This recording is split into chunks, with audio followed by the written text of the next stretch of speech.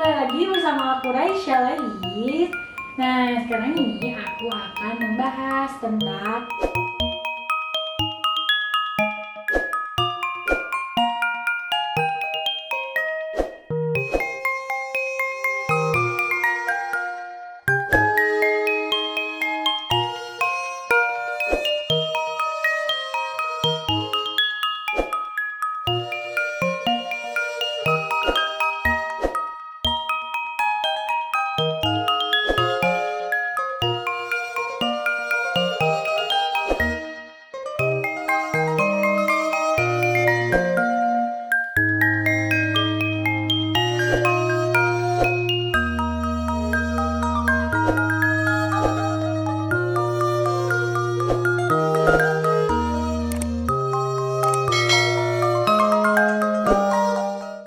Assalamualaikum guys. Kembali lagi nih bersama aku Raisya. Nah, di video kali ini akan sedikit berbeda. Kenapa berbeda? Karena aku tidak membahas pelajaran seperti biasanya, tetapi aku akan membahas juga tapi ilmu pengetahuan umum.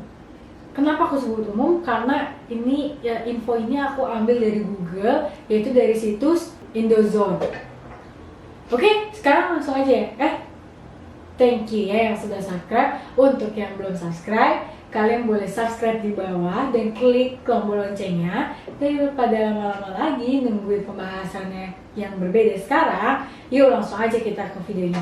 So, let's get started. 5 lautan paling angker di dunia. Wah, angker. Bayangin, angker. Termasuk laut selatan. Wadidaw. Mantap. Di setiap penjuru dunia tentu memiliki tempat-tempat atau lokasi yang mistis, di mana cerita mistis itu memiliki cerita mistis tersendiri. Jika biasanya tempat menyeramkan itu identik dengan bangunan lama yang sudah ditinggalkan, nyatanya tempat lain seperti lautan pun tak luput dari aura mistis dan menyeramkan. Laut aja terbawa mistis, seperti hanya deretan lautan berikut ini yang lekat dengan kesan mistis. Banyak orang-orang yang pernah melihat penampakan di laut ini. Penasaran ya? Bentar ya. Hingga dijuluki sebagai tempat yang menyeramkan. Mau tahu apa saja lautannya yang angker di dunia, termasuk juga dari Indonesia? Apakah iya atau tidak? Berikut ini ulasannya. Yang pertama adalah Samudra Indonesia atau Laut Selatan. Kalau kalian tahu, kalian boleh search di Google. Wah, parah banget sini guys. Laut yang satu ini sudah lama dikenal angker oleh masyarakat Indonesia. Pasalnya, laut ini dihuni oleh sang ratu yang disebut Nyai Roro Kidul. Kalian bisa tahu kan? Itu udah tersebar, pasti tahu kan? Ia dikenal sebagai penguasa laut selatan yang kekuatannya tak ada bandingnya. Bayangin, dia memiliki kekuatan yang tidak ada bandingnya. Berarti kita tidak bisa membandingkan kekuatan kita dengan dia. Berarti dia lebih kuat. Jika berada di pantai selatan, orang-orang baik, pria maupun wanita, dilarang untuk memakai serba hijau. Nah, kalau ada yang melanggar, kalau kalian mau coba, boleh kok. Aku sih nggak berani. Karena pakaian hijau akan menarik perhatian makhluk yang menguasai ataupun menghuni laut selatan ataupun pantai selatan ya. Nahasnya itu apa ya guys? Nahasnya itu tuh ya kayak apesnya gitu, ibaratnya begitunya apesnya gitu, pokoknya ya apa ya, akibatnya gitu lah. Orang-orang bisa dibuat kalap dengan di tengah lautan yang hingga akhirnya meninggal. Wah, tuh guys. Jangan pernah, kalau kalian berani pakai baju hijau ke sana, wah, bisa kalian dibuat kalah. Karena kekuatannya itu yang tidak bisa dibandingkan dengan kita.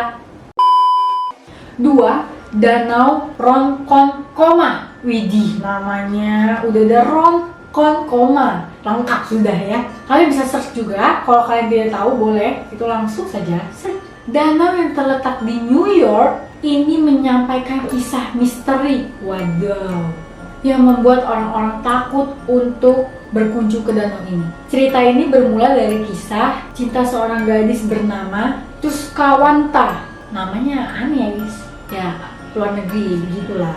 Di tahun 1600-an, putri dari stalker India ini jatuh cinta dengan seorang tukang kayu berkulit putih bernama Hugh Birson. Bener gak sih? Ya, gak apa lah ya. Kalau salah, maklumi saja. Oke. Sayangnya, ayahnya Tuskawanta melarangnya untuk menjalin hubungan dengan Hugh. Namun, selama 7 tahun, Tuskawanta mencoba mengirim surat cinta pada Hugh di kulit pohon yang ada di seberang danau. Ia bahkan mengarungi apa?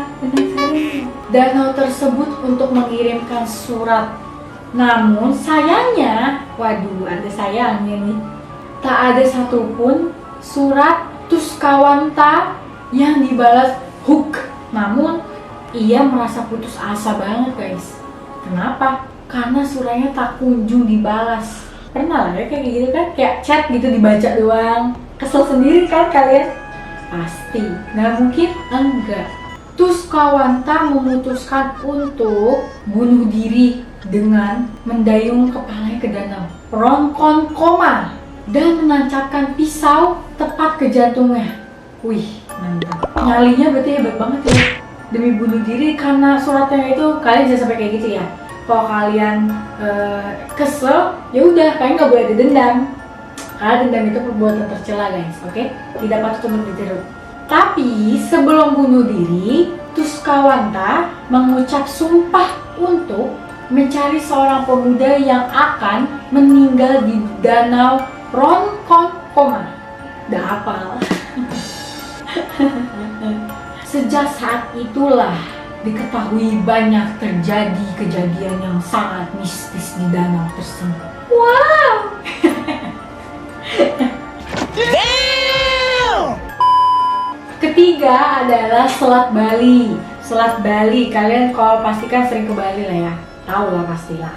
Kalau yang nggak tahu, boleh search juga di Google. Ada semuanya di Google. Nah. Selat Bali ini sudah lama dikenal sebagai tempat yang paling angker. Karena selat ini atau Selat Bali menyimpan banyak sekali misteri. Konon kabarnya setelah ini dihuni oleh makhluk goib yang akan mencari tumbal. Nah, tumbal. Janganlah kamu menjadi tumbal, oke? Atau korban dari insiden tenggelamnya kapal. 3 tahun lalu, tepatnya bulan Maret, terjadi insiden kapal tenggelam hingga menelan ratusan korban jiwa yang merupakan penumpang kapal. Tak hanya itu, 27 truk yang ada di dalam kapal tersebut ikut tenggelam di Selat Bali. Wah, 27 truk, bayangin. Kita lanjut yang keempat ya. Nah, nih Sungai Sako. Sako apa Saco sih guys? ACO gitu, Sako ya. Nah, sungai yang berada di marina ini mengalir sekitar 50 mil dari Lovewell Point ke Sako Bay di Samudra Atlantik. Sungai ini mulai dikenal sebagai tempat yang menyeramkan setelah insiden tahun 1675. Ini udah lama banget guys, sebelum Indonesia merdeka ini kejadian.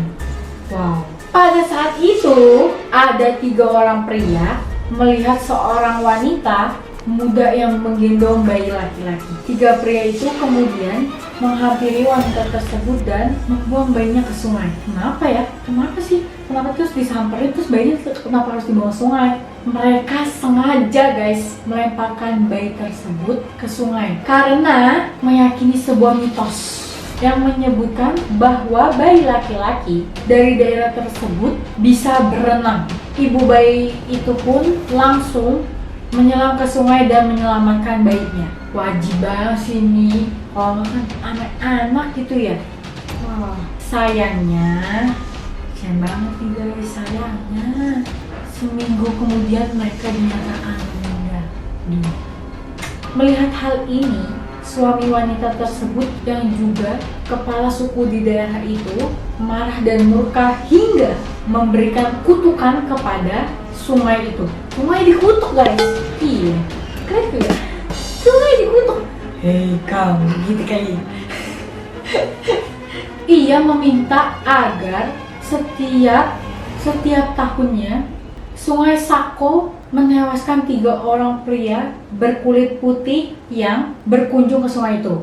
Oh, berarti 3 orang pria tadi berarti berkulit putih guys. Berarti kalau ada 3 orang pria lagi yang berkulit putih, itu kamu karena sungai itu dikutuk, jadi meninggalkan dunia gitu. Suruh ibaratnya kayak tewaskan gitu. Itulah kenapa hingga saat ini Sungai Sako telah lekat dengan kesan mistis and menyeramkan. Nah, sekarang kita ke 5 ataupun yang terakhir nih, Selat Karimata. Wih, keren banget nih guys Selat Karimata. Tapi ngeri guys, gimana? Mau tahu kisah ngerinya? Nih, yuk bareng-bareng yang bahas. Sama nih kayak Selat Bali. Selat Karimata dikenal oleh orang masyarakat sebagai selat yang sangat angker, sama kan berarti kayak Selat Bali tadi. Konon katanya, yang tadi konon kabarnya guys, kan konon katanya di selat ini ada kerajaan jin. Wow, kerajaan kan keren gitu ya, indah gitu. Tapi jin guys, bagaimana guys? Kok kalian nonton Aladdin guys, itu jinnya itu guys. Gitu. Ada juga kabar yang menyebutkan selat ini dihuni oleh penasarannya seorang penguasa alam goib bernama, namanya lucu nih guys, Ratu Junjung. Junjung berarti menjunjung ya guys. Dia bener alam goib berarti kan namanya aja tuh Ratu Junjung Goib, menjunjung. Wah, dia berarti menjadi alam goib guys. Kesan mistisnya nih di selat ini semakin lekat setelah terjadinya insiden kecelakaan pesawat, tadi kapal, sekarang pesawat Air AQZ 8501 tahun 2014. Dari insiden ini dilaporkan 162 orang penumpang dan kru pesawat meninggal dunia. Nah itu dia 5 lautan paling angker di dunia termasuk Laut Selatan. Menurut kalian angker gak sih? Ya bayangin setiap kejadian tuh selalu ada mistisnya. Yang kayak si Nyai Roro Kidul, kalau pakai baju hijau kamu akan dihabiskan kalap. Karena kekuatannya yang tidak bisa dilawan dengan kita, dia lebih kuat, lebih gentleman lagi kayak gitu kan. Nah kalau kayak apa tadi tuh kayak Selat Bali dengan kapal. Kalau terus apa tadi Selat Lakir ya? Selat Karimata dengan pesawat. Jadi kesimpulan dari pesan ilmu pengetahuan umum ini adalah jika kalian ingin pergi ke tempat-tempat, mau tempat manapun, ataupun tempat yang mistis ataupun yang tidak mistis, pokoknya kalian tuh janganlah membawa dendam, ataupun dalam keadaan dendam, ataupun lagi kesal, pokoknya lagi hati ini tuh lagi marah, pokoknya lagi kesal, pokoknya tuh dendam lah, pokoknya intinya lagi ada dendam ke seseorang atau ke siapa, itu jangan dibawa ya, karena kita nggak ada yang tahu, tiba-tiba musibah itu datang, kita nggak ada yang tahu. Makanya jika ingin pergi ke tempat sesuatu, mau yang mistis ataupun tidak, janganlah membawa dendam ke siapapun, dendam itu dihilangkan dulu. Maka kalau kita mau ke tempat-tempat itu dengan niat hati yang tulus, jangan mudah. Pokoknya hati tuh kayak tenang, bersih itu. Dendamnya nggak usah dibawa-bawa.